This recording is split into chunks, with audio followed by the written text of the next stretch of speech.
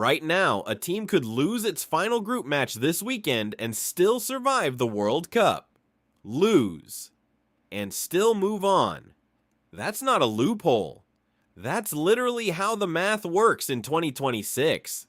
And if you don't understand it before this weekend's matches kick off, you're going to watch teams celebrate after a loss and have no idea why. So let's fix that in the next few minutes, because the math here is way simpler than it looks. First, the basics. This World Cup has 48 teams split into 12 groups of 4. Every team plays the other 3 teams in its group once. 3 points for a win, 1 for a draw, 0 for a loss. Standard stuff. After 3 games, every team has a final point total, and that's where things start to matter. Here's the first layer. The top 2 teams in every single group automatically move on. No debate, no math required. 12 groups, 2 spots each. That's 24 teams locked into the knockout stage just from finishing first or second. Simple enough. But 24 teams isn't the full picture. Here's where it gets interesting. FIFA also takes the 8 best third place teams from across all 12 groups and gives them a lifeline into the knockout stage too. Not the best third place team from one group. The 8 best, period, compared against every other third place finisher in the entire tournament. This sounds simple. It isn't. Because now a team's fate doesn't just depend on their own results. It depends on what happens in 11 other groups they have nothing to do with. A team could play a great group stage, finish third, and still get eliminated, not because they were bad, but because some other third place team somewhere else had a slightly better goal difference. So how does FIFA actually rank these third place teams against each other? Here's the order. Points first. Most points wins the comparison. If teams are tied on points, goal difference comes next, meaning goals scored minus goals allowed across the whole group stage. Still tied? Total goals scored breaks it. Still tied somehow? Then it goes to head-to-head results if those teams happen to play each other. After that, fair play rankings based on yellow and red cards. And if it's still tied after all of that, it genuinely comes down to a literal drawing of lots.